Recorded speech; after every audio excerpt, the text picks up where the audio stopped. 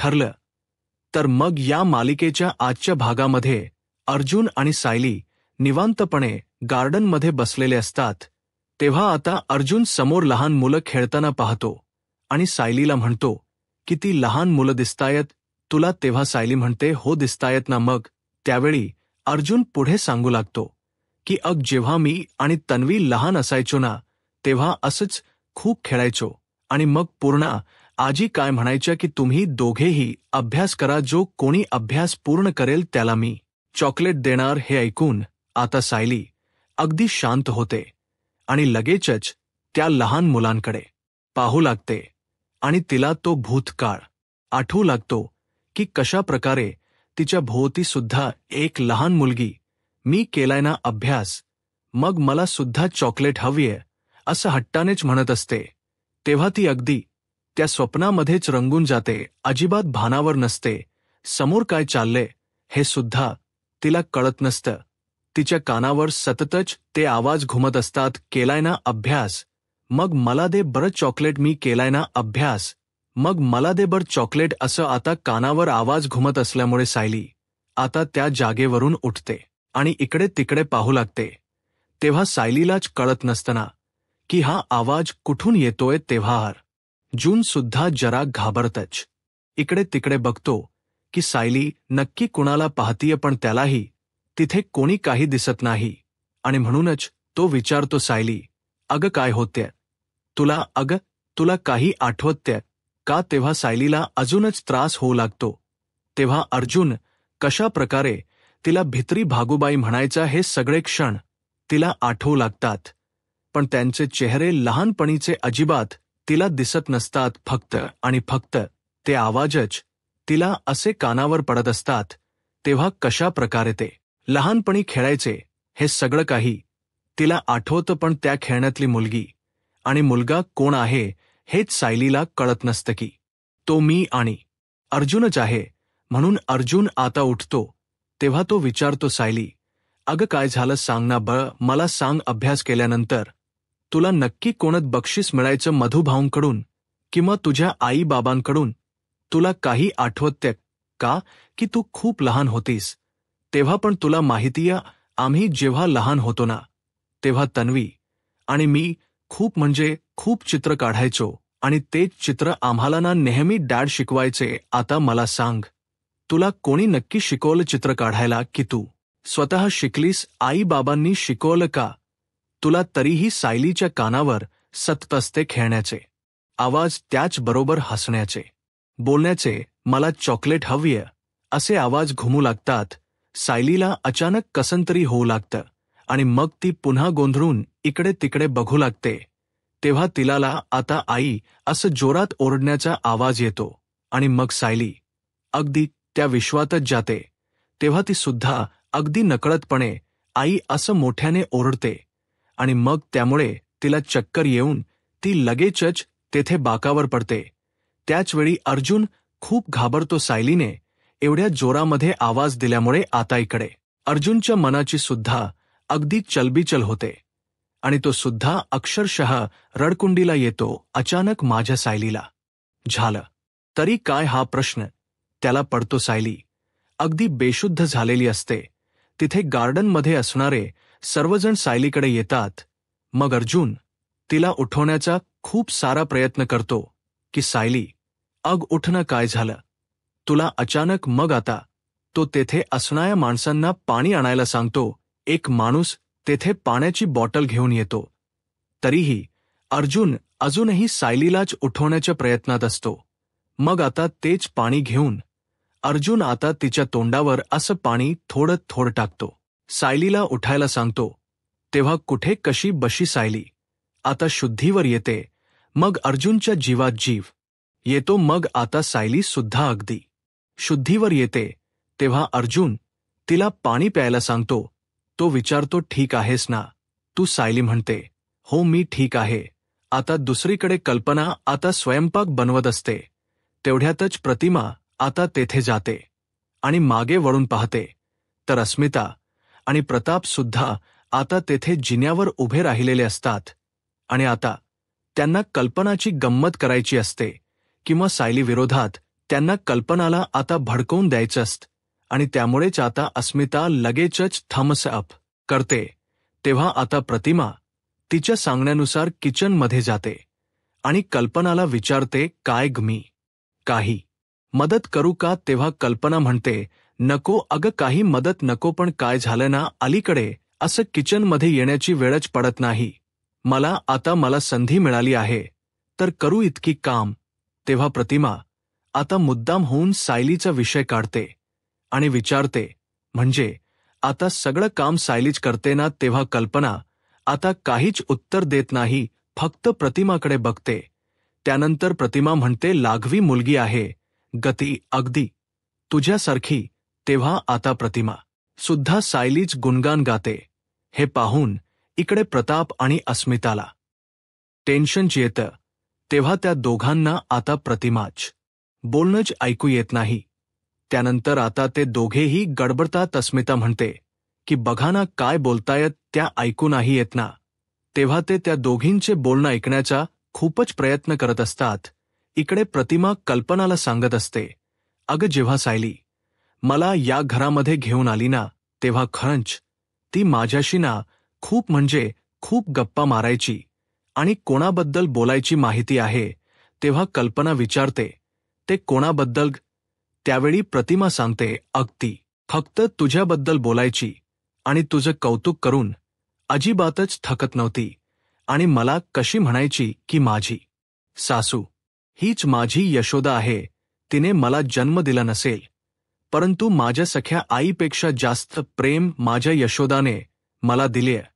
हे सगळं प्रतिमाने सांगितल्यानंतर लगेचच कल्पनाला आठवतं की जन्माष्टमीच्या दिवशी जेव्हा घरामध्ये पूजा चालली होती, तेव्हा खरंच सायली पाळणा म्हणण्यासाठी इथे खाली आली होती आणि त्याचवेळी सायलीला खूप भरून आलं आणि मग ती तेव्हा म्हणाली, माझी आई मला कुठे आहे माहीत नाही, पण माझ्यावर तितकंच भरभरून प्रेम करणाया माझ्या यशोदा आई तुम्हीच आहात.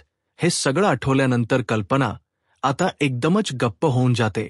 त्यावेळी प्रतिमा पुढे सांगू लागते, कल्पना, अगं, या घरात आल्यापासून ना खरंच तिने मला असं कधीही एकटं पडू दिलं नाही. ही किती गोड मुलगी आहे पाहिलं ना तू. पण मला ना असं वाटतं की सायली माझ्याशी खोटच बोलत होती की काय? तेव्हा प्रतिमा असं का बोलत असेल हा प्रश्न कल्पनाला पडतो आणि ती प्रतिमाकडे आता बघू लागते. तेव्हा प्रतिमा म्हणते, हो अगं, कारण तुझं आत्ताच वागणं बघितलं ना, तर ते अजिबात यशोदेस सारखं नाहीये. कारण आई आपल्या मुलांच्या सर्व चुका या पोटात घालते. त्यांच्यावर कधीही म्हणजे कधीही ही असा राग धरून नाही बसत. पण तूच बघणार सायलीवर, तू एवढा राग धरलाय ना जितका कुणी आपल या शत्रूवर सुद्धा नाही धरत. पण तुला सांगू खरं तर यशोदेला अगदी देवकीपेक्षाही भाग्यवान मानलं जातं. रक्ताच नातं कुणीही जपतं ग, परंतु जे मनाची नाती जपतात ना तीच नाती खरी असतात. आणि अशीच यशोदा मला पुन्हा या घरात दिसेल का? असं प्रतिमा अगदी भावुक होऊन विचारते. ती खरंच सायलीच्या बाबतीत खूप इमोशनल झालेली असते. कल्पना आता प्रतिमाकडे बघू लागते, कारण तीही त्या गोष्टीचा विचार करत असते. मग आता लगेचच प्रतिमा म्हणते, हे बघ, मला उत्तर नको देऊ, थोडं स्वतःशी बोल आणि स्वतःला प्रश्न विचार. मगच कदाचित तुझ्या लक्षात येईल की ज्या मुलीला तू एवढी माया लावली तिला परत तूच पोरक केलंस. असं कल्पनाच्या चुकीची जाणीव आता प्रतिमा तिला करून देत असते आणि मग तेथून जाते. तेव्हा कल्पना सुद्धा आता खूपच इमोशनल झालेली असते.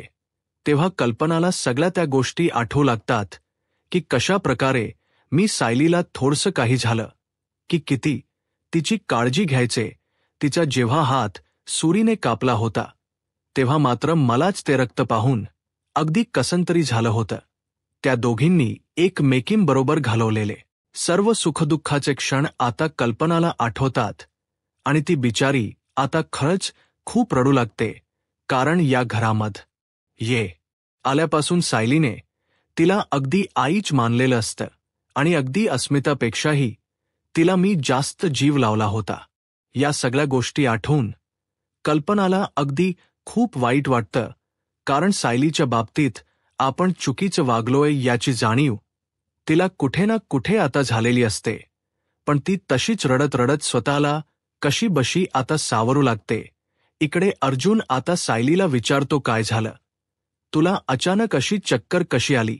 तेव्हा सायली म्हणते, हो ना, मला असं अचानकच गरगरल्यासारखं झालं. अर्जुन म्हणतो, झालं काय ना, ते गप्पा मारत बसलो होतो, मग असं अचानक झालं. तरी काय? तेव्हा सायली म्हणते, अहो मला सुद्धा नाही कळलं हो, पण जेव्हा तुम्ही बोलत होतात ना तेव्हा मला अचानक असे वेगळेच कुठले तरी आवाज यायला लागले आणि भास व्हायला लागले, असे विचित्र काहीतरी. त्यामध्ये मला एका लहान मुलीचा आवाज येत होता.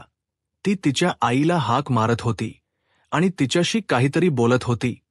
तेव्हा अर्जुनच आता गोंधळतो आणि विचारतो, पण सायली, कुठली लहान लहान मुलगी? त्यावरती सायली म्हणते, नाही हो, ते काही मला माहीत नाही हो. त्यानंतर सायली सांगते, पण मला हे भास आहेत ना, ते असे पहिल्यांदाच नाही झालेत. अर्जुन विचारतो, मग? तेव्हा सायली सांगू लागते, अहो हे भास ना मला असे नेहमीच कधीतरी होतात. तेव्हा अर्जुन म्हणतो, ठीक आहे, आपण एक काम करूयात, आपण आत्ताच डॉक्टरांकडे जाऊयात. त्यावरती सायली म्हणते, नाही हो, नाही गरज जाण्याची. अहो मला भास झाला आणि त्याचा त्रास झाला, एवढंच बाकी. मी एकदम ओके आहे, नॉर्मल आहे. आता अर्जुन म्हणतो, ठीक आहे, हे बघा, आता आपण घरी जाऊयात, तू आराम कर आणि पुन्हा जर असे काही भास झाले ना तर आपण डॉक्टरांकडे जाऊयात. आणि आता तरी सध्या अश्विन सोबत हे डिस्कस करण्यामध्ये काही पॉइंटच नाहीये. मी आता एक काम करतो, डॉक्टर देशपांडेंना कॉल करतो. तेव्हा सायली आता म्हणते, चला घरी असो. म्हणून तेथे पडलेलं अर्जुनने दिलेलं ते फुल ती घेते आणि थोडी पुढे जाते. तेव्हा अर्जुन सायली बद्दलच विचार करू लागतो. सायलीला तिच्या लहानपणाबद्दल काही आठवत असेल का? तिला तिचे बाबा आठवत असतील का? सायली त्याला आवाज देते, अहो चला, की एवढं चेहरा पाडण्यासारखं काहीही झालेलं नाहीये आणि मला कसं आहे, बाईक चालवता येत नाही ना. तेव्हा अर्जुन हसतो आणि सायली बरोबर जायला निघतो. त्यानंतर आता सायली म्हणते, जाताना ना त्या सरस्वती शाळेजवळच्या मेडिकलमध्ये जाऊयात, कारण जाताना ना प्रतिमात्यांची औषध घ्यायची आहेत. तेव्हा अर्जुन विचारतो, का बरं, आपल्या इथे सगळी औषधं तर डॅडच्या फॅक्टरीमधूनच येतात ना? मग तेव्हा सायली म्हणते, अहो रविराज काका मला म्हणाली की ते त्याच दुकानातून घेतात, मग तिथनच घेऊयात ना. तेव्हा अर्जुन म्हणतो, हो ठीक आहे. तेव्हा अर्जुन म्हणतो, तुला नाही माहीत, अगं डॅडच्या फॅक्टरीमधून औषध घेतली तर रविराज काका हे पैसे देतील आणि डॅडना सिनियरचा जीव घेतील, म्हणूनच ते म्हणत असतील की नको, म्हणून सिनियर खूप हुशार आहे हा, असं अर्जुन सायलीला सांगत असतो. आणि मग त्यानंतर म्हणतो की अगोदर आपण घरी जाऊ, तुला सोडतो मी, तू आराम कर आणि मग मी औषध आणायला येतो, चालेल? तेव्हा सायली म्हणते, पण जाता जाता घेऊयात ना. अर्जुन म्हणतो, नाही म्हटलं ना एकदा, कारण तुला सध्या आरामाची गरज आहे. अगोदर आपण घरी जाऊ आणि प्रतिमा आत्याची औषध मी घेतो ना मागवून. अगदी तिकडंच ओके. तेव्हा सायली हो म्हणते. त्यानंतर कल्पना आपल्या रूममध्ये येते. तेव्हा सायली बरोबर घालवलेला प्रत्येक क्षण पुन्हा तिला आठवतो की कशा प्रकारे सायलीने प्रत्येक घरची जबाबदारी उचलली आणि त्याचबरोबर सुनेच कर्तव्य आतापर्यंत पार पाडलं. त्याचबरोबर आता 2 वर्षांमध्ये सायलीने असा एकही सण चुकवला नाही. अगदी मोठ्या उत्सवात त्या सणाची तयारी केलीत. याच बरोबर हे घर कशा प्रकारे जोडून ठेवलं. मग आता कशा प्रकारे मी सायलीची बाजू घेऊन सर्वांना बोलायचे हे सुद्धा तिला आठवतं. आणि त्यानंतर या सुद्धा गोष्टी आठवतात की 2-3 दिवस झाले आहेत प्रताप कशा प्रकारे सायलीला बोलतोय. अस्मिता सुद्धा अगदी टोमणे मारून सायलीला बोलतीये, पण ती बिचारी सायली काहीच अजिबात प्रत्युत्तर देत नाही. तेवढ्यातच प्रताप आता तेथे येतो आणि कल्पनाकडे बघतच राहतो आणि मनात विचार करत असतो की कल्पनाला नक्कीच सायलीची बाजून घेतल्याच्या ना खूप म्हणजे खूप त्रास होतोय. त्यानंतर तो आता डायरेक्टच कल्पनाला विचारतो, काय कल्पना, तुला कसला त्रास होतोय का? त्यावरती कल्पना आता रागातच म्हणते, होतोय मला त्रास, अहो तुमच्या वागण्याचा मला त्रास होतोय. तेव्हा मुद्दाम होऊन पुन्हा एकदा प्रताप विचारतो कसला मी काय केलंय. तेव्हा कल्पना म्हणते तुम्ही अशी पूर्वी नव्हता. तो हो पण तुमचं कसं झालंय ना, कोणाला किती दुखवताय हे तुमच्या लक्षातच येत नाहीये. तेव्हा प्रताप विचारतो पण मी कुणाला दुखावले आता. तेव्हा प्रताप मुद्दाम होऊन पुन्हा एकदा विचारतो अच्छा म्हणजे मी तुला पूर्वीसारखा वेळ देत नाही म्हणून तू माझ्यावर चिडली आहेस का. पण काय करू आता. कल्पना फॅक्टरीची काम एवढी वाढली आहेत ना. तेव्हा कल्पना रागातच म्हणते अहो अशा तक्रारी करायला आपलं काय नवीन लग्न झालेलं नाहीये. तेव्हा मग प्रताप विचारतो पण तुझी नेमकी तक्रार तरी काय आहे. तेव्हा आता प्रताप म्हणतो अगं पूर्वीसारखं मी तुझ्यावर प्रेम करत नाहीये असं वाटते का तुला. नाही असं वाटूच शकतं कारण लग्नाला कितीही वर्ष झाली तरीही प्रत्येक बायको अशीच तक्रार करत असते की नवरा माझ्यावर प्रेमच करत नाही. तेव्हा कल्पना अगदी गोंधळूनच जाते.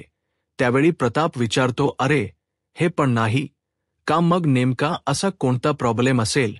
मग प्रताप मुद्दाम होऊन तिची गंमत करू लागतो आणि विचारतो मी तुझ्यासाठी फुलं आणली नाही म्हणून का. मग आता कल्पना रागातच म्हणते माझ्या मनामध्ये काय चाललं नाही तुम्हाला अगदी बरोबर कळतं. आपलं उगीचच वेडपांघरून पेडगावला जात आहे असं म्हणून ती रागातच तेथून जाते. तेव्हा प्रताप हसतो आणि म्हणतो कल्पना अगं तुझ्या मनात काय चाललं नाही मी बरोबर ओळखतो. अगं ते बोलू शकत नाही. तुझा हा चांगुलपणा आहे ना तोच तुला असा सायलीकडे घेऊन जाईल. दुसरीकडे आता रविराज हा घरी असतो. त्यावेळी सुमन विचारते भाऊजी तुम्ही मुंबईला चाललात ना. तेव्हा नाही क मला मुंबईला जायचं होतं पण अचानक मीटिंग कॅन्सल झाली म्हणून मी मुंबईला नाही तर आता सुभेदारांकडे जाणार आहे. तेव्हा सुमन म्हणते अच्छा हो का. ऐका ना तुम्ही जरा मला वाटेमध्ये सोडता का कारण मला मार्केटमध्ये जायचं आठवड्याभराची भाजी घ्यायची आहे. तेव्हा चैताली कुठे आहे आनंद का भाजी असतो विचारतो. तेव्हा सुमन म्हणते अहो तीच आणते पण आता अनंत चतुर्दशीपर्यंत ती कोकणामध्ये गेलीये त्यामुळे आता मलाच आणावी लागते. एरवी कसं वहिनी काम बघतात ना हे सगळं पण आता त्या नाही येत ना तर मग मला बघावं लागते. त्यावेळी रविराज म्हणतो नाही अगं कसं आहे ना तिला तीच माहेर पण जरा एन्जॉय करू देत. मग आता चल मग मी तुला मार्केटमध्ये सोडतो असं रविराज म्हणतो आणि ते दोघेही निघतात. तर दुसरीकडे प्रिया एकदम ऐटीतच तिथे हॉस्पिटलमध्ये बसलेली असतेच. आता अश्विन तेथे येतो तर प्रिया आता दुखण्याच नाटक करते आणि हसूनच विचारते अश्विन तू आलास. तेव्हा तो म्हणतो हो मी आलोय.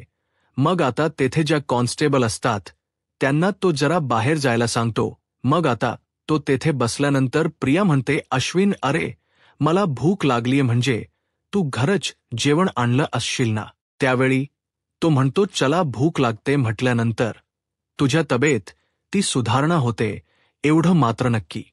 तेव्हा ती जरा गोंधळते आणि म्हणते तसं नाही रे म्हणजे भूक तर लागतीये पण तब्येत काय एवढी बरी नाहीये थोड मगाशी गरगरत होतं.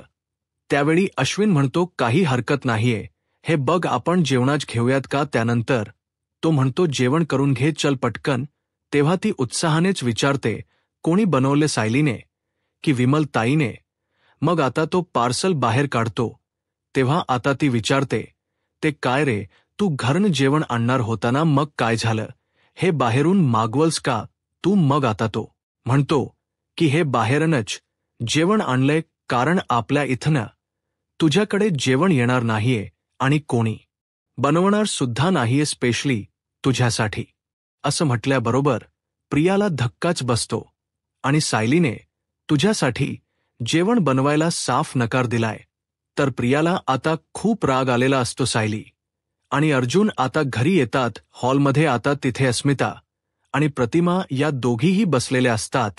तेव्हा लगेचच टोमणा मारत अस्मिता विमलला विचारते विमल तुला काम करायचं की बाहेर फिरायला जायचं. विमल पुढे येते आणि म्हणते अस्मिता ताई असं काय करताय हो मी कामच करतीये ना. तेव्हा सायलीला समजतं हा टोमणा माझ्यासाठीच होता.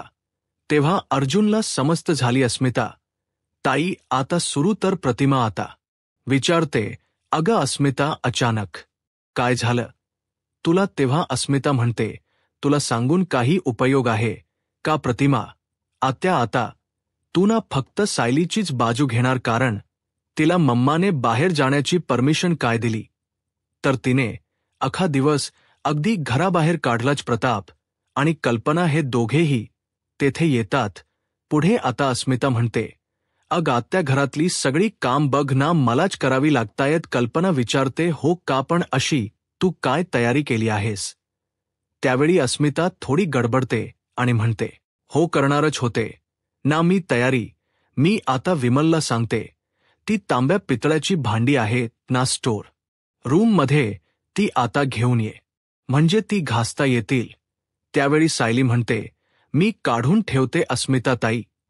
त्यावेळी विमल म्हणते, सायली ताई राहू द्यात, मी जाऊन काढून ठेवते. तेव्हा कल्पना म्हणते, थांबा, कोणालाही काढण्याची गरज नाहीये, कारण काय अस्मिता, आपण इकडे गणपतीला काय तांब्या पितळ्याची भांडी वापरतो का? तेव्हा अस्मिताचा साधा पचका होतो आणि ती विचारते, नाही वापरत का? तेव्हा आता आपण जी चांदीची भांडी वापरतो ना, ती कालच या सायलीने लक करून ठेवली आहे असं कल्पना तिची बाजू घेऊन सर्वांना सुनावते. तेव्हा सगळेजण आश्चर्याने एकमेकांकडे बघतात, तर सायली आता खूप खुश होऊन कल्पनाकडे पाहत असते. दुसरीकडे प्रिया विचारत असते, बोल ना, अरे ती बालमैत्रीण आहे ना माझी, आणि आता सखी जाऊ सुद्धा आहे, तरी तिला माझी काळजी नाही का? अरे मला सांग. त्यांनी घरातून स्पष्टपणे नकार दिला ढवा द्यायला. सायलीने दिला असेल, पण आई काहीतरी नक्कीच सायलीला ओरडली असेल ना. तेव्हा तो म्हणतो, नाही मम्मा काहीच बोलली नाही, आणि डॅडने तर तुला घरातून कोणतीही मदत मिळणार नाही असं स्पष्टपणे सांगितले. पण तुला सांगू आता तर मला लाज वाटते की मी त्या घरात जन्माला आलो. काय लेवलची माणसं आहेत ती, असं तो रागातच म्हणतो. तेव्हा प्रिया म्हणते, असं नको बोलू रे अश्विन, अरे माझं चुकलं म्हणून ते असं वागतायत. अरे आपल्या घरातली माणस मनाने खूप चांगली आहेत. तेव्हा अश्विन रागातच विचारतो, तू अजूनही तन्वी त्यांची बाजू घेतेस, कमाल आहे हा तुझी. पण मला त्यांच्याविषयी काही बोलायचं नाही. तू जेवण करून घे, मग आता हे बघ, तू अगोदर जेवण करून घे असं तो म्हणतो. ती म्हणते, नको, इच्छा नाहीये माझी. तेव्हा तो म्हणतो, मी तुला भरवतो.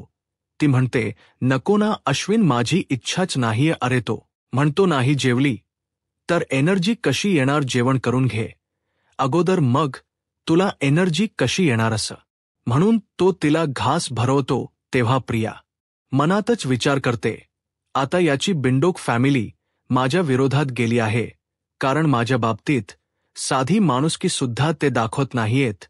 सुभेदार आणि किल्लेदारांच्या घरात जे जे कमावलं होतं ते सगळं मी अगदी घालवून बसले आहे, आणि आता ते परत कसं मिळवू हाच प्रश्न प्रियाला पडतो. इकडे अस्मिता म्हणते, अच्छा मम्मा, अगं म्हणजे तू सायलीला परमिशन दिली, तरीही तिने सगळी काम केली, आणि मी तिला बोलले म्हणून तुला राग आलाय का? तेव्हा कल्पनास थोडी गोंधळते आणि म्हणते, अजिबात नाही, मलाच त्या मावशींना फोन करायचाय, मी आता येते.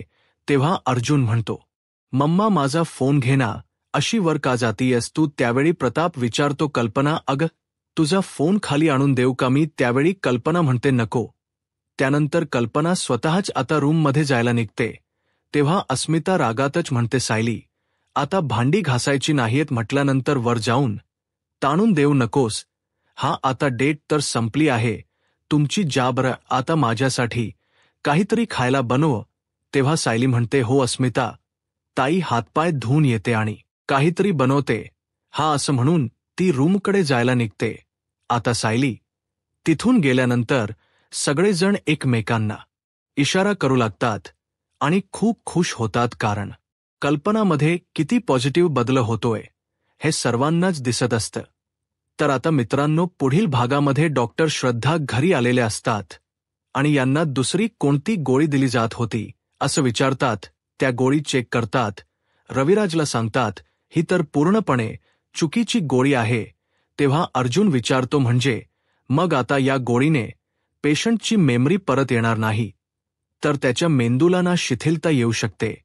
त्यानंतर आता लगेचच रविराज सांगतो, प्रतिमाला औषध देण्याची जबाबदारी तन्वीच सांभाळत होती आणि तीच तिलाला औषध द्यायची. त्यानंतर सायली आणि अर्जुन प्रियाकडे जातात. सायली रागातच आता तिला जा विचारू लागते की तू प्रतिमा त्यांना चुकीची औषध देत होतीस असं का केलंस? तू आणि मला अजून एका प्रश्नाच खरखर उत्तर दे. असा चुकीच्या गोळ्या देण्यामागे तुझा हेतू काय होता? तर प्रिया घाबरते. यूट्यूब चॅनलला सबस्क्राईब करा आणि व्हिडिओ लाईक करा. धन्यवाद.